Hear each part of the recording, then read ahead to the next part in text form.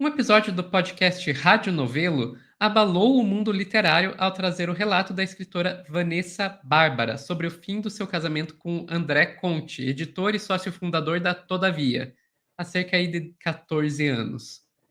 Quem vai explicar essa história pra gente é o Pedro Zambarda, aqui no Plantão do Meteoro.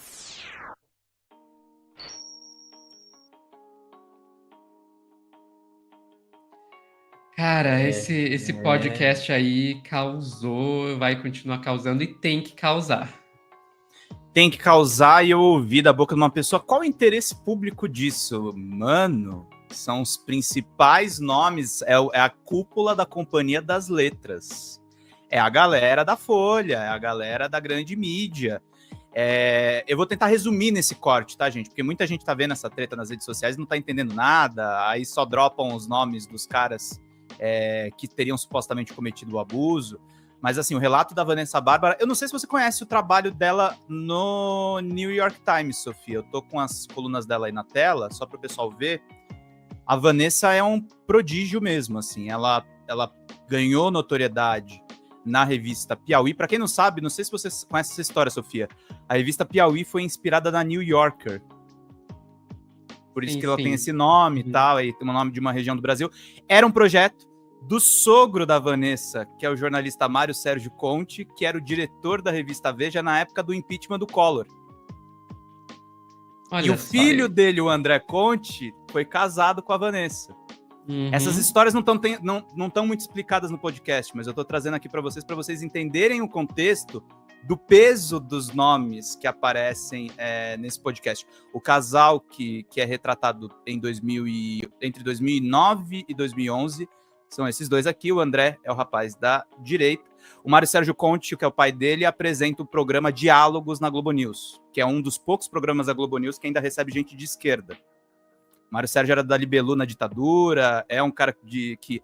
Na verdade, assim, quando ele chegou na chefia da Veja, ele não era exatamente um cara de esquerda. Ele foi o cara que contratou o Diogo Mainardi na Veja para fazer crítica literária. Deu no que deu, né? Virou... Ok. Deu no que deu, né? Virou isso aí. Mas o Mário Sérgio acabou indo mais para a esquerda, criou a revista Piauí depois de um exílio na Bandeirantes, porque ele escreveu um livro muito famoso no ensino de jornalismo, que é o Notícias do Planalto, em que ele explica como a imprensa blindou o Collor até o momento que não dava mais, e aí depois embarcou no impeachment, que ele basicamente dedurou matérias que supostamente teriam sido vendidas dentro da própria Veja.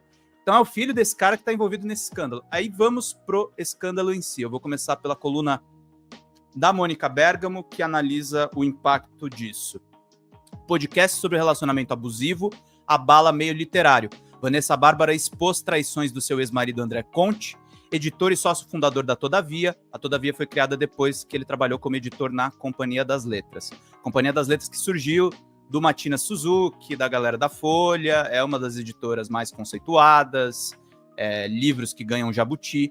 E aí o que diz a Mônica? Um episódio do podcast Rádio Novelo abalou o mundo literário ao trazer o relato da escritora Vanessa Bárbara sobre o fim do seu casamento com André Conte, editor e sócio fundador da Todavia, há cerca de 14 anos. Ambos já foram colunistas da Folha de São Paulo. No programa chamado CPF na Nota, por que CPF na Nota? Ela teria descoberto uma traição, e ela conta isso por codinomes no podcast, mas o André teria traído ela com uma menina mais nova no hotel Fórmula 1 em São Paulo. Sim, eu tenho as informações além do que ela falou no podcast, tá? Porque estava cifrado lá, mas aí vazaram uns prints, a gente sabe até onde aconteceu a traição. Bárbara narra em 50 minutos como descobriu em 2011 que era vítima de violência psicológica durante seu casamento. Ela relata que o então marido compartilhava detalhes íntimos de traições em um grupo de e-mail com outros 15 homens, todos também escritores e jornalistas. Tá? E vai ser pesado, aliás, aviso de gatilho desde já, porque eu vou pegar os trechos do podcast que são pesados. Essa aqui é a Vanessa. Entre eles estão, e eu tô trazendo a matéria da Mônica, porque a Mônica já procurou cada um dos envolvidos para ouvir os outros lados. Então a gente tá fazendo jornalismo responsável aqui, a gente não tá simplesmente jogando os nomes dos caras na fogueira. Entre eles estão autores famosos da geração que despontou no país nesse século. Daniel Galera, Michel Laub, que foi colunista da Folha, Joca Renier Sterron, Paulo Scott, Daniel Pelizari, Emílio Faria e Antônio Cherchenensky. O episódio foi no ar na quinta passada, dia 16, e a repercussão foi crescendo durante o final de semana. Na segunda-feira, dia 20, chegou nas redes sociais. Desde então, os 9 envolvidos vieram a público se manifestar. É nesse ponto que ganho como ganhei a minha cicatriz, diz Bárbara no podcast. É um relacionamento abusivo que eu tive muito tempo atrás. Aliás, fico alerta de gatilho. Essa história contém ameaças, coerção, gaslighting, exposição, humilhação e isolamento, ou seja, puro suco de violência psicológica. André Conte respondeu na manhã de segunda: manipulei e coagi a minha ex-esposa de maneira machista e misógina.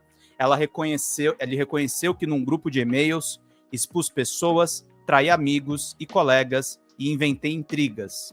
Na manhã de terça, todavia, se posicionou dizendo que reconhece a gravidade dos acontecimentos narrados no podcast, que envolvem um dos nossos sócios. Compreendemos que a indignação causada pelos diversos exemplos de machismo e misoginia, sentimos muito, sobretudo pelo sofrimento causado à vítima. No momento, buscamos garantir a manutenção de um espaço de acolhimento para nossos colaboradores e colaboradoras e colaboradores. Comentários de internautas ao comunicado, a maioria escrito por mulheres, pediam que Conte fosse removido das suas funções na editora. A coluna, ele disse que o CEO da Todavia, Flávio Moura, poderia responder. Moura afirmou então que o nosso posicionamento é o que está no post. A atual esposa de Conte, também escritora Naércia Pontes, eu vou falar dela daqui a pouco, tá? Contestou a narrativa com um longo texto no seu blog pessoal. Segundo ela, Bárbara manteve contato com Conte nos últimos anos e há 6 meses enviou um e-mail pedindo ajuda para divulgar o seu novo livro. Segundo Ana Tércia, ele não respondeu a esse pedido. Pontes acusa a Rádio Novelo de não ter procurado o outro lado da história. Novelo disse à coluna que não vai se pronunciar sobre o caso. Michel Laube disse que muita coisa mudou nos últimos 14 anos e que as pessoas ligadas à história viraram protagonistas numa trama que está sendo tratada nas redes sociais como uma conspiração do presente, envolvendo pessoas poderosas envolvidas em crimes dos mais diversos. Quanto à imputação de crimes, eu estou fazendo prints e decidirei que medidas tomar a respeito, completou em seu texto dividido em 5 pontos. Joca Renier Sterron criticou o podcast por não ter ouvido o outro lado da história e afirmou que os envolvidos estão sendo vítimas de linchamento online e de tentativas de hackeamento de contas e acusações descabidas.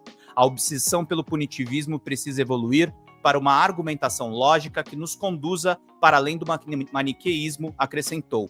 Emílio Fraia afirmou que sente e sempre sentiu demais por tudo que aconteceu. Da minha parte, eu peço desculpas a Vanessa. Quero poder dialogar, aprender com os erros e, sobretudo, escutar. Cara, o Emílio até agora foi o único que deu um posicionamento mais ou menos decente perto dos outros. Um falou que ia processar, o outro falou de acusações descabidas. Ele, pelo menos, pediu desculpas pra Vanessa. Pelo menos ele. Paulo Scott... É o mínimo. É o mínimo. É o mínimo, né? Paulo Scott, que foi o primeiro a se manifestar, disse que a responsabilidade pela dor legítima de uma pessoa faz parte de uma relação conjugal encerrada dolorosamente, não pode ser estendida a pessoas que direta ou indiretamente nada fizeram para o fim dessa relação ou interferiram em seus desdobramentos posteriores. Daniel Guerra diz que se solidariza com a dor de todos os envolvidos, mas rebateu a narrativa do podcast. A maneira como a lista de e-mails é descrita no podcast é inverídica. Também é inverídica a alegação de que os participantes teriam ativamente criado empecilhos para a carreira de Vanessa, escreveu. André Cherechensky afirmou que não conhecia Vanessa à época, mas enviou o mais sincero pedido de perdão. Fomos todos criados num imenso caldo de machismo e misoginia e reproduzi falas e comportamentos por volta dessa época, das quais me arrependo e me envergonho. A coluna Hermano Freitas disse que o assunto é de natureza pessoal. Daniel Pelizari e Marcelo Trazel. Marcelo Trazel, que foi presidente da Abrage, tá? Volto a dizer, são homens importantes. A Abrage é a maior agência de jornalismo investigativo do Brasil. Não quiseram se manifestar. Aí, Sofia, eu não vou ler outras matérias, eu vou mostrar os trechos do podcast que me chamam a atenção, mas pode falar. Só rapidinho, eu queria dizer que vendo boa parte aí desses pronunciamentos, me lembra muito aquela estratégia Darvo, né? Tem até nome essa estratégia, que é Deny, Attack, Reverse, Victim and Offender, que quer dizer, o processo é primeiro negar, depois quando não adianta mais negar, você ataca a pessoa que estava sendo abusada, e daí por fim você inverte, transforma uma pessoa que estava sendo abusada em culpada e o abusador em vítima, né? Exato. E você vê claramente isso aí, você vê os três estágios aí. Você vê os que negam, vocês veem os que atacam, o que tá querendo trazer isso agora, e você vê os que, ai meu Deus, mas eu estou sendo vítima de linchamento virtual. Você vê, claramente, é incrível, é sempre a mesma estratégia. É sempre a mesma estratégia. Agora vamos ao podcast. E aí eu vou botar o som e vamos lá ouvir juntos pelo menos 2 trechinhos. Estou com a pergunta: você lembra de eu ter passado alguma dessas noites fora de casa? Quando rolou a traição. Não, eu não lembrava. De modo que só podia ter sido um mal-entendido. Alguém devia ter dado o CPF errado. Ele parecia tranquilo e confiante. Por que ela fala do CPF? Ela achou uma nota fiscal e revirou a carteira dele e descobriu que, de fato, ele tinha gastado, acho que, 200 e poucos reais no motel. Tanto que sugeriu que eu mandasse um e-mail pro hotel. Ou, sei lá, pedisse as gravações das câmeras de segurança. Você acha o quê? Que eu tenho uma amante? Ainda naquela noite, eu chorei um pouco. Ele disse que eu podia olhar o extrato dele na internet, se eu quisesse. Eu não queria. Eu confiava nele. Confessei até ter formulado uma teoria, segundo a qual ele teria reservado um quarto para um dos autores da editora, a pedido da gerente de marketing, que era nossa amiga. Mais tarde, o Tito admitiu que essa minha desculpa era bem melhor do que a dele, e que ele passou o resto da noite se lamentando por não ter pensado em algo do tipo. Aqui eu vou fazer um parêntese importante. Fazia uns 2 anos que o Tito participava de um grupo de e-mails especialmente idiota. Eram 15 homens na casa dos 30 anos, todos brancos, heterossexuais, supostamente progressistas. Um monte de macho trocando dúzias de e-mails diários. O grupo era conhecido como FPC, Fotos Pós-Chernobyl, porque esse tinha sido o assunto da primeira mensagem trocada. Imagens prosaicas dessa cidade da Ucrânia após o desastre nuclear. Talvez fosse, sei lá, um prenúncio, uma carta de intenções. Os assuntos deles eram variados, mas digamos que a argamassa afetiva dessa turma era a misoginia, o desprezo pelas mulheres. Lembrando que o ano era 2011, antes do movimento Me Too, que é de 2017.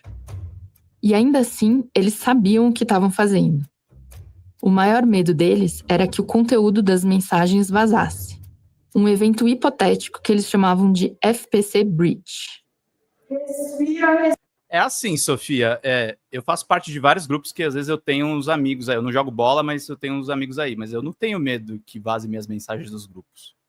Se os caras têm medo, e é 2011, a gente não tá falando dos anos 80, sei lá, que os caras já estavam montados assim numa misoginia mais explícita.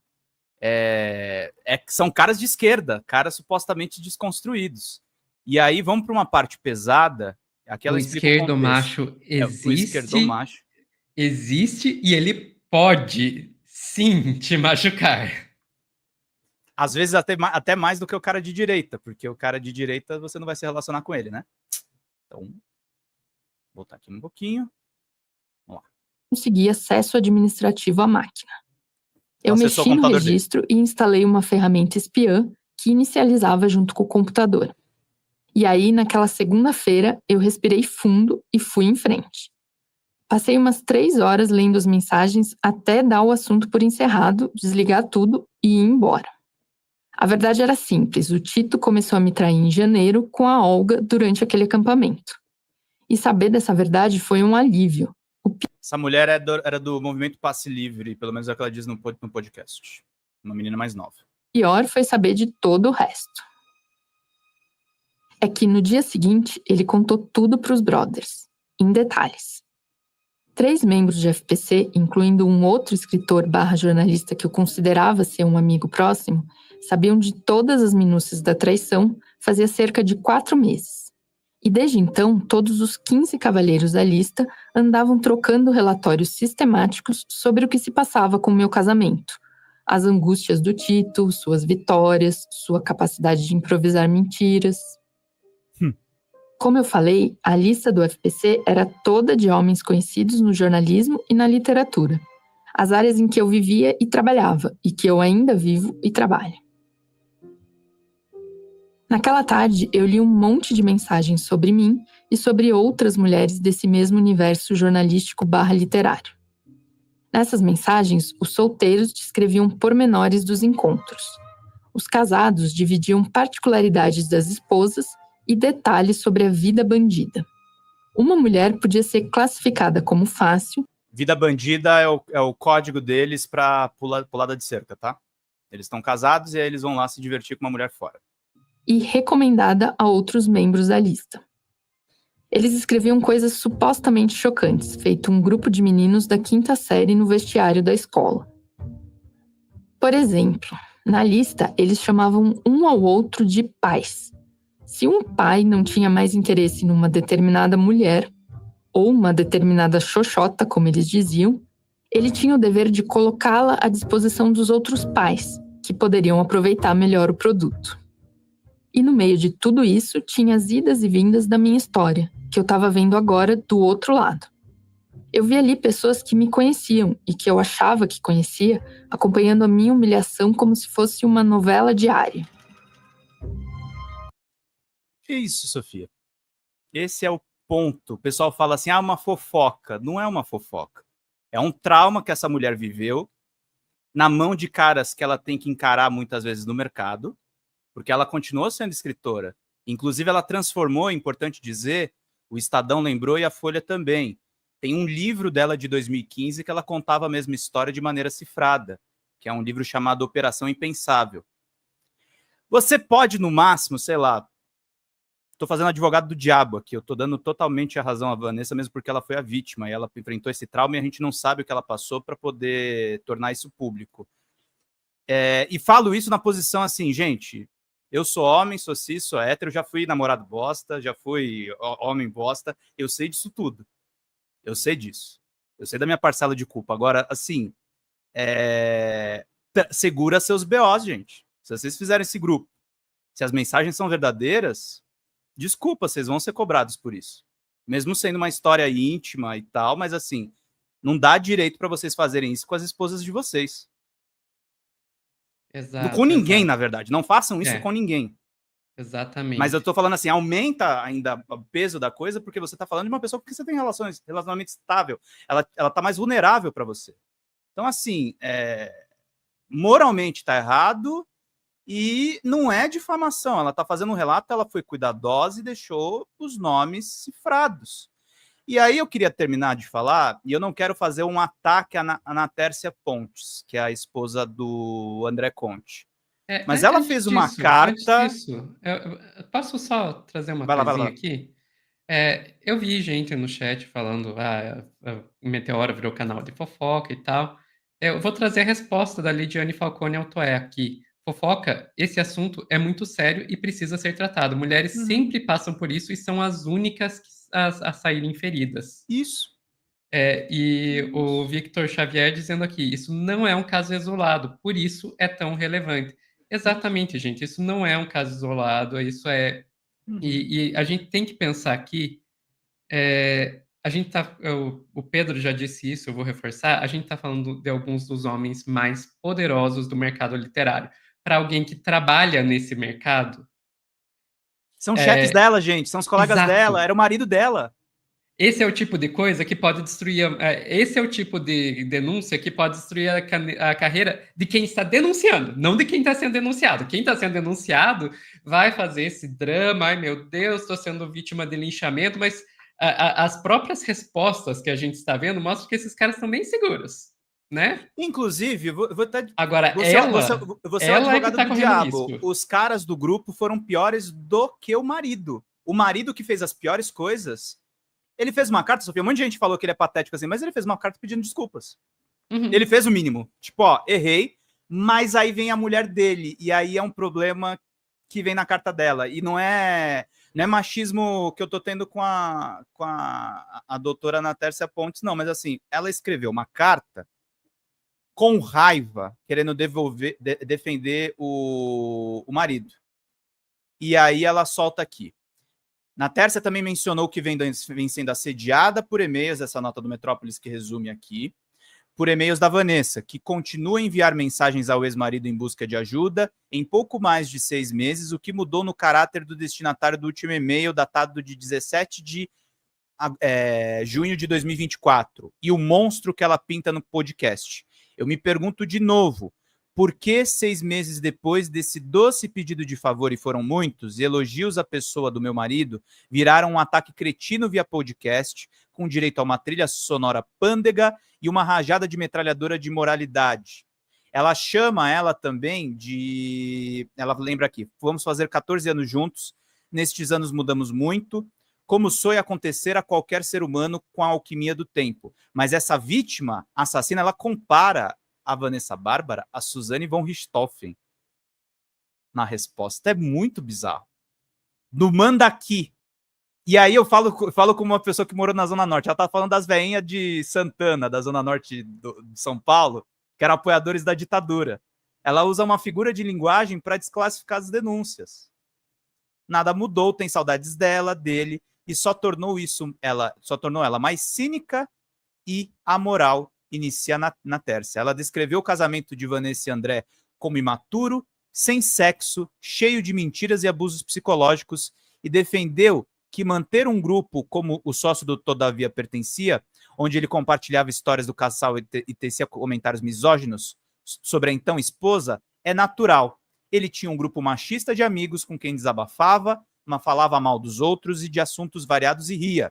Hoje eu estou em grupos de mulheres e homens com quem desabafo, sou cruel, falo mal dos outros e rio. Quem nunca? Cara, tá tudo errado. Eu nunca. Eu não tô nesses grupos não, cara. Eu nunca. Não, vou ser sincero, eu falo mal de pessoa, mas não nesse nível. Mas não nesse nível. Falar mal de pessoa é uma coisa. É uma coisa. Você ter grupo só para falar mal de pessoa... Para falar sexualmente das pessoas. Já começa a ficar estranho. Exato. Para você ter um grupo para falar sexualmente mal de pessoas, mais bizarro ainda. Você ter esse grupo cheio de misoginia... Eu não tenho um único grupo que é lotado de misoginia, ou de racismo, ou de homofobia, ou de transfobia. O máximo que pode acontecer é ter um grupo no qual a gente fala mal de gente de direita, mas não é nesse nível aí. E o chat perguntou, virou briga da ex e da atual. O pior é que não é isso. Eu não juro para você, Sofia, essa daqui foi a pior resposta, mas eu não culpo a Natércia. Eu falo, cadê o marido dela para não ter deixado ela publicar isso aí? Porque só piorou as coisas. Desculpa, piorou as coisas. Assim, piorou. Ele era para ter pedido desculpas e acabou, gente. É assim que a gente consegue melhorar a sociedade. Acabou, errou. Errou, gente. E assim, isso tem que ser abordado. Não se trata, a gente não é juiz, a gente não é polícia. É um relato de um abuso que ela sofreu e ela tem direito de falar. Ela tem direito de falar. Eu não sei, assim, as pessoas podem eventualmente criticar a Vanessa, por que continuou procurando o cara depois? Bom, ela trabalhava no setor. E outra, ela queria ficar, às vezes, de bem com o ex. Se o cara também fez tudo isso aí e ainda deu um gelo nela, é isso, gente. Aconteceu aí, depois ela foi lá e contou a história. E leva-se anos para uma pessoa que sofreu abuso psicológico, e no caso dela, ela descreve outros abusos, que também abusos físicos. Ela não diz que ele bateu nela, mas ele diz que ele arremessava objetos na parede, que ele era violento. Ela levou meses para falar sobre isso, anos para falar sobre isso, e falou. Ela tem o direito de fazer isso. Leva um tempo para processar e também leva um tempo para você conseguir ter a coragem e as condições de fazer uma denúncia dessas. Porque, gente, a gente tem que lembrar disso. Sair de um casamento, e daí eu falo isso especialmente para a mulher, e eu falo especialmente para a mulher porque normalmente é ela que está na situação mais frágil financeiramente dentro da nossa sociedade, que é, sim, patriarcal e misógina, não é uma coisa tão simples. Então, é perfeitamente normal. E, gente, condenar o que esses caras estavam fazendo não é moralismo. Que fique bem claro, isso não é moralismo, a gente está falando de abuso, a gente está falando de violência que essa mulher sofreu, essa mulher e outras, né? A gente está falando da Vanessa Bárbara porque é a pessoa que veio trazer essa denúncia. mesmo que tenha sido feito usando pseudônimos e tudo mais. Mas a gente está falando de violência. Não tem nada de moralismo nisso. Não. É isso, Ficamos por Pedro. aqui. Eu trago cortes leves sempre, tranquilos. Pessoal que está vendo ao vivo, não sai daí que a gente vai voltar e eu prometo que se os cortes do Pedro não melhorarem, eu trago alguma coisinha fofa para o final. Não saiam daí.